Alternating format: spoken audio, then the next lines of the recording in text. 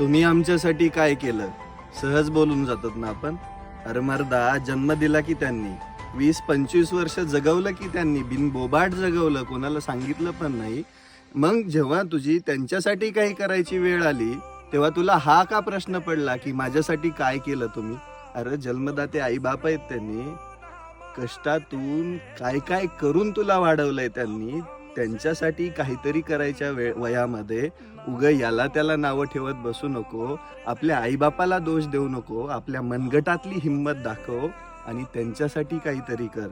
जगत असताना आईबाप हे सर्वस्व असतात आणि त्यांना समोर ठेवून जग. त्यांच्यासाठी काहीतरी करायच्या वयात उग त्यांना दुसणं देत नकोस ना बसू. पापा मैं तेरी धड़कन हूँ और मेरी जान है तू।